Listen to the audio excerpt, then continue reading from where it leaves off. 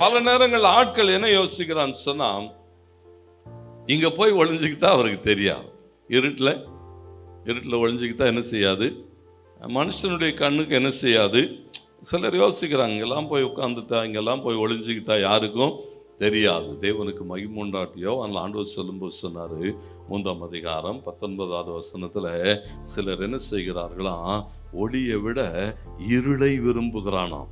ஏன் இருளை விரும்புகிறான்னா, அவன் காரியம் எப்படிப்பட்டதா இருக்குதான், பொல்லாததா இருக்கிறபடினாலே. எல்லா திருட்டு வேலையும் செய்யறதுக்கு எப்போ எதை பயன்படுத்துறானா, இருளை பயன்படுத்துகிறான். ஆண்டவருக்கு மகிமை உண்டாகட்டும். தாவீது சொல்றான், இருள் என்று உமக்கு முன்னால ஒன்றும் இல்லை. இருள் என்ன செய்யுமா, ஆண்டவருக்கு மகிமை உண்டாகட்டும். ஆதாமும் ஏவாளும் தோட்டத்திலே போய் அப்படியே மரத்தின் பின்னாலே ஒளித்து கொண்டார்கள். அவங்க நினைச்சாங்க கடவுளுக்கு ஒன்றும் தெரியாது. தாவீது சொல்லுகிறானா, எங்கே போனாலும், நீங்க எங்கே ஒளிந்து கொண்டு இருந்தாலும் ஆண்டவர் நடத்துவார். பாருங்க, அநேக நேரங்களில் சிலருக்கு என்னன்னா இருள் பயம். நாங்க போனா என்ன செய்ய மாட்டோம், இருட்டில் லைட் இல்லாமல் போனோம்னா நமக்கு பயம். இருட்டில் என்ன இருக்கும், திடீர்னு கரண்ட் போயிடுச்சுன்னா பிள்ளைங்க என்ன செய்யும், கத்துங்க பாருங்க. ஏன்னா பயம்.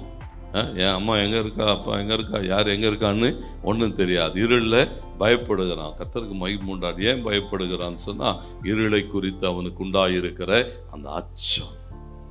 ஆண்டவருக்கு மகிமை உண்டாட்ட சொல்லுகிறாரு. சங்கீதக்காரன் சொல்லும்போது, சங்கீதம் 23 சொல்லும்போது ரொம்ப அழகாக சொல்லுவான், நான் மரண இருளின் பள்ளத்தாக்கிலே நடந்தாலும் பொல்லாப்புக்கு பயப்பட மாட்டேன்.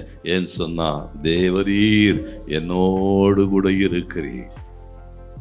இருளில் நடக்கிற போது கர்த்தருக்கு மகிமை உண்டாகட்டும். அந்த இருட்டில் அப்படியே கடந்து போகிற போது சொல்லணும், இல்லை, தேவன் என்னோடு கூட இருக்கிறார். இந்த இருள் என்னை பயமுறுத்த முடியாது, இந்த இருள் என்னை மேற்கொள்ள முடியாது.